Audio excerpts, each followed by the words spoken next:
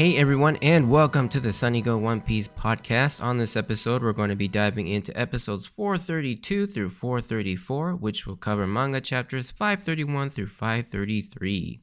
And we get to see a very welcomed and familiar face in level 3 of the Starvation Hell in Impel Down. Alrighty, on to a quick synopsis. Now stuck in the Starvation Hell of level 3 in Impel Down, Luffy gets a much enjoyed reunion with his savior from Arabasta in Mr. 2 Boncre. With his help, they have to make it through the desert of level 3 while avoiding the ever monstrous guards that patrol all the levels of Impel Down as they search for a way to get down to level 4 next. Alright, so as far as differences go, there weren't really too many differences other than kind of adding a few lines here and there or maybe repeating a few joke beats to kind of extend time.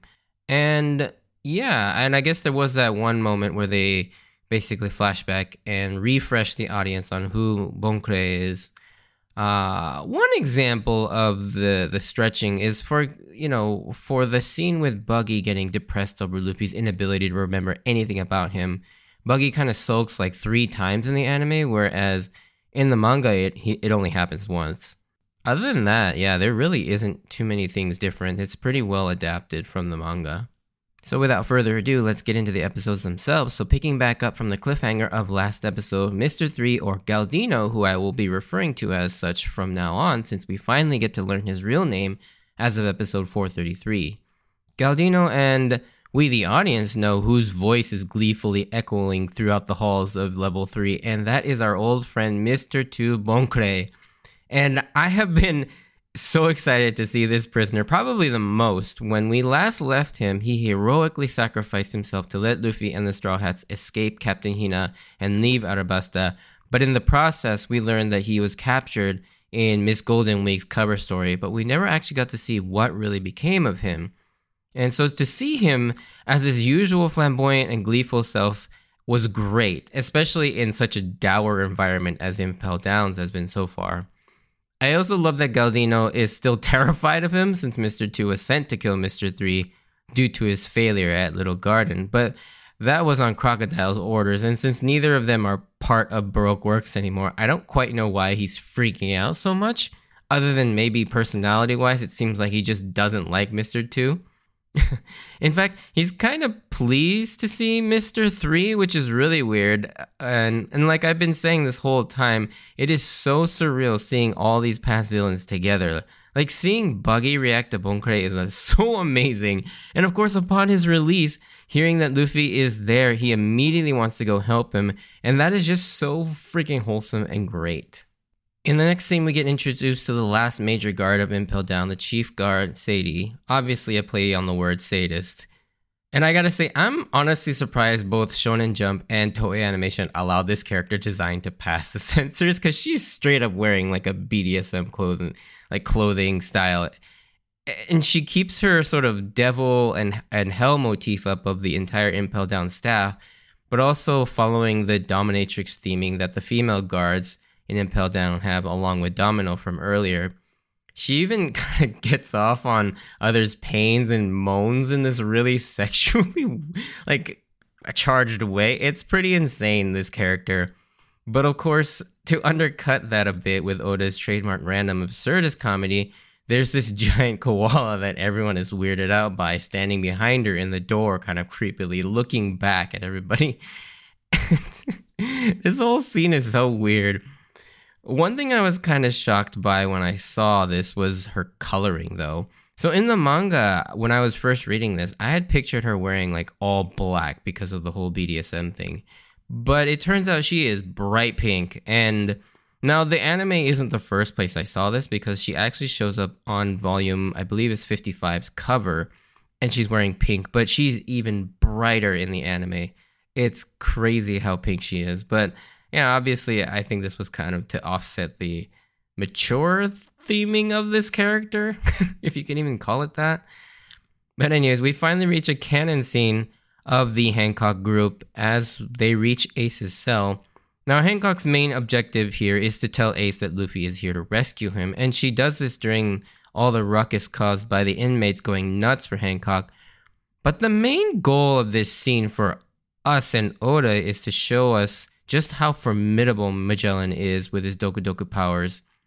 I mean, it's pretty crazy. Also, one quick translator's note. So the inmates in Hannibal all keep calling Magellan Shitman, which is technically correct, but what they're actually calling him in Japanese is Geriyaro, which is actually, if you translated it directly, it's diarrhea guy, because Geri is diarrhea in Japanese, so it's an even more humiliating and mocking name when you really think about it, because Shitman can still kind of sound cool, but when you're straight up calling him a diarrhea guy, that's pretty bad.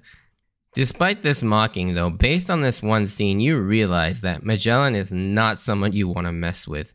His poison is ridiculously effective and pretty cool looking as he spawns these poison Hydra heads and strikes people with them, basically dooming them to an excruciatingly slow death, it seems like. And when I first saw this moment, I was thinking to myself, how the hell is Luffy going to fight this guy? He coats his entire body in poison. And I remember for a second when I first read this, I thought maybe he was a Logia fruit at first, but he is still clearly a Paramecia. However, even if Luffy is able to land a hit on him, he's immediately going to get poisoned. That is a pretty scary proposition, and you wonder, especially with the way this set of episodes ends, you're left on the edge of your seat as to how Luffy is going to defeat Magellan, or how anyone defeats Magellan for that matter. And speaking of Luffy, we catch back up with him as he's cornered by the prison guards and the Sphinx, but who comes to save him in just the nick of time? It's Zoro? No, obviously it's Bon Cré. Their reunion is just as magical as I had hoped, right down to him throwing in shade that he was disappointed it wasn't Zoro, but still really happy to see it was Bonchan. And luckily, Luffy has finally met someone who is actually a true ally, and even has his own goals for wanting to get down to level 5. Now, along with Mr. 3's real name Galdino, at the beginning of episode 433, we learned that Mr. 2 Bon Cré's actual name is Bentham. Although, unlike Galdino, I'm going to continue to refer to him as Bon Cré, since he never seems to ever refer to himself as Bentham. And I'm just way more used to calling him Bon Cré, so I'm just going to keep calling him Bon Cré. They make quick work of Saldeth and the Sphinx, but it's not long before they are faced with their next challenge, which is Sadie's Minotauros, or Minotaur. Except, I love that Oda has fun with its silhouette, like he always does when playing up our expectations, especially when it comes to the ferocious villains. And this scary-ass looking Minotauros, only for it to eventually be revealed as this weird, unthreatening looking, creepy cow guy. And it looks almost like this cute stuffed animal if it weren't for its jacked lower half and gigantic club that it's swinging around. It is such a bizarre sight to see this Minotauros drawn the way he is. And I think that, personally, I think it adds to sort of the torturous nature of Impel Down. Yeah, those scary monsters can be pretty, bad if you're a prisoner there, but I feel like seeing these creepy ass things walk around is far worse than seeing something actually terrifying looking. Also, speaking of the club itself, that thing must be made of sea stone, because when you see Luffy is hit with it, not only does it hurt him, but it actually draws blood. What I also really love about this scene is that this whole time Luffy has been very conservative about his use of Gear Second, since it drains a lot of his stamina and eats into his health. Not to mention, it heats up his body even further in an already scorching environment, but as soon as Bon Cré is in danger, he doesn't hesitate to use it to save his friend, which I love. Luffy eventually learns the way down to level 4 from Bon Cré in kind of a convenient fashion, as they happen to be at the wall that they need to jump over. But eventually, by fate or dumb intervention, Galdino and Buggy somehow end up back with Luffy while being chased by that same Minotauros that Luffy sent flying their way. And this whole exchange while they're running is hilarious for so many reasons. The simplest of which is probably more to do with saving money on animation, but the whole time they're running, just keep your eyes on Galdino and Bon Cré and their faces. It never changes from this static, uninterested face as they're frantically running from the Minotauros. Just watching their faces for a good couple minutes, It's funny as hell, but the main joke here is obviously the fact that Luffy can never remember anything about Buggy and he's always annoyed or depressed about it. And this time, however, he's trying to hype up his hidden Buggy ball in his shoe called the Muggy Ball. First off, how the hell did the Impel Down guards not find this thing? I get that it's tiny, but it's like, is it hidden in his shoes or something that he's wearing? But he's wearing different shoes and his entire clothes are different too. So maybe it's actually part of his body, like in his toe. But we know from when he fought Luffy in Orangetown that his feet are entirely organic with nothing in them. So this whole thing just makes no sense, but you know, it's something that you just kind of accept. By this point, I was so on board with Galdino and Buggy, though, working together forever. Their dynamic is freaking hilarious and great. Especially the part where Galdino points out he must have some serious confidence in this weapon if he's willing to put his own name on it. But then in a funny twist, it's very much implied that Buggy wasn't as confident in it, and on the fly he changes the name of the new mini one to the Muggy Ball, which Galdino promptly yells at him, "The name suddenly changed!" And yeah, those types of humor I do miss in One Piece, and I'm glad that we get flashes of it still. The next moment is awesome too, as we get to see yet again Luffy's creativity and combat genius, as he on the fly remembers to use a very effective strategy that was inadvertently given to him on Little Garden, which he uses against Mr. 3, was to use the wax hammers in combination with Luffy's crazy strength and rubber powers. So along with Bonkore, they're able to finish off the Minotauros. And I don't know why, but going all the way back to Dragon Ball, it's always incredibly novel to see the heroes working together with past villains as allies to create sort of an uneasy alliance. And because it creates like this dynamic of them being very strong. And because, you know, I think this grouping especially is fun because it comprises some of the most like flamboyant, flashy, and silly villains the series have seen so far. And their crazy dynamic really shines, whether it's Galdino and Buggy's weirdly amazing chemistry to Bonkore and Buggy out crazying each other. We'll, of course, dive more into this concept later on as more and more past villains join. Before moving on, though, I just have to mention, though, that small moment they all have as they realize they're falling to level 4, whether they like it or not, and got a pretty good chuckle out of me for this whole scene. As first, they think how weird it is that the ceiling keeps getting taller before they realize it's them who's falling.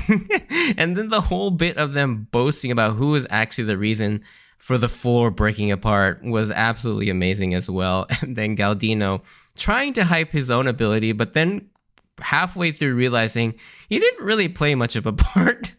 Of course, now on their way down to level 4, it's not too long after this, we get to see who might be the next former villain to join our merry band of misfits, and that is the reintroduction of Mr. 1 or Das Bonus. So Das Bonus, we last saw, decided to stay behind and get captured along with Crocodile in Miss Golden Week's cover story. Of course, he is a very different character from Buggy, Galdino, and Bonkore. He's insanely stoic and slightly more bloodthirsty than most of those other three, so it'll be interesting to see how he figures into the group.